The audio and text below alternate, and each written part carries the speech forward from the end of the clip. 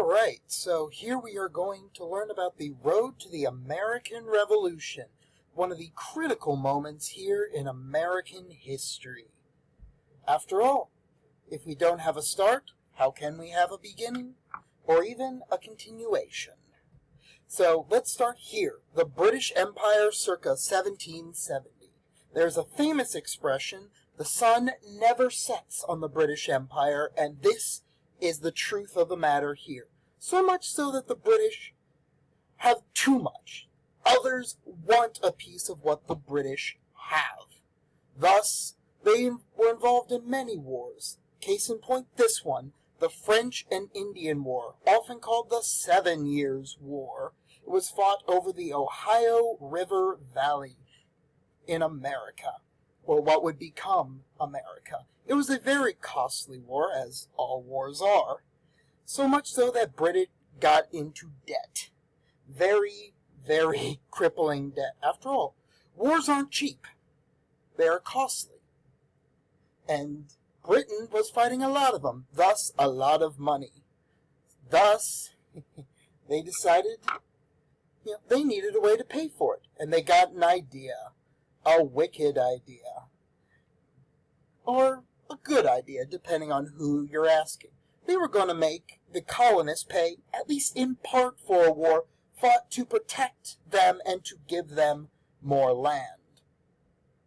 Seems fair enough. We protect them, they give us money. The first of these was the Sugar Act. On imported items, fine items such as sugar, wine, coffee, textiles, other such things that were costly but otherwise only importers cared about them. It was not as unpopular as this one, the Stamp Act, which put a stamp or a royal seal on all official and even most non-official paper documents. Yeah, that one was unpopular. So much so that the tax collectors and the stamp sellers often had to face, shall we say, unpopularity by the British colonists. Case in point, this lovely cartoon showing, tar and feathering, quite common. Quite common.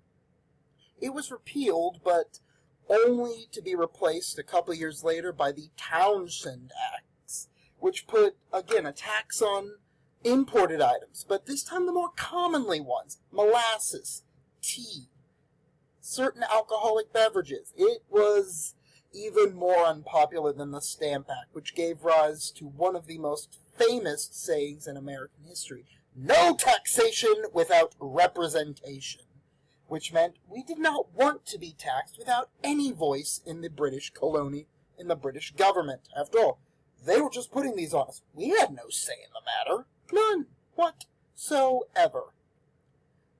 These insecurities came to a point here in Boston, Massachusetts, in what was called the Boston Massacre, which wasn't really a massacre. It was 5 colonials shot after provoking British soldiers. It caused the Townshend Acts to be repealed on all items except tea. The British decided, you know what, you are going to pay at least something for what we are doing for you. Take it, love it, and doggone it, you're going to like it. Guess what? They didn't. The Tea Act was still unpopular. We had gone years without British colonial interference, and now that they were interfering, we didn't like it.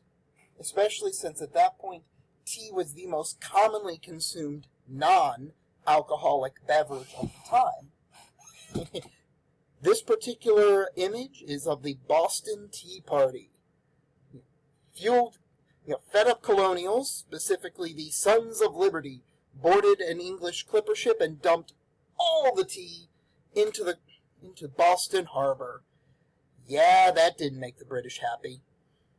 So much so they locked Boston Harbor, which led to the First Continental Congress. We were fed up. Britain, in our view, was being tyrannical. And when other people are tyrannical. Guess what? We want to fight back, which was what the First Continental Congress did. Britain didn't like that. They sent soldiers into Boston and later into Philadelphia to quell it, which led to Paul Revere's famous Midnight Ride, to warn the people of Boston that the British are coming. The British are coming. Be prepared.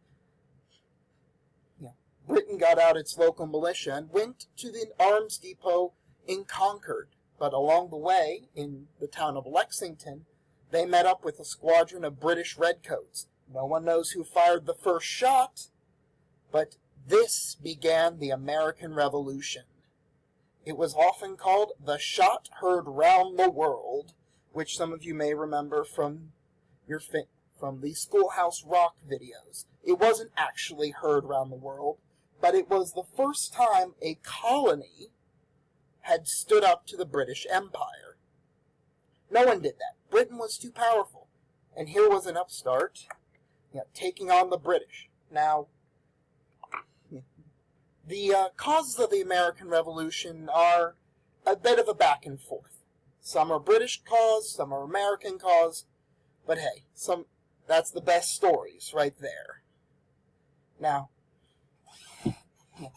the rest, as we all know, is history. America suffered through an early, humiliating couple of defeats before finally getting their foothold and getting some allies in the form of the French and arms from the Spanish to claim the 13 colonies.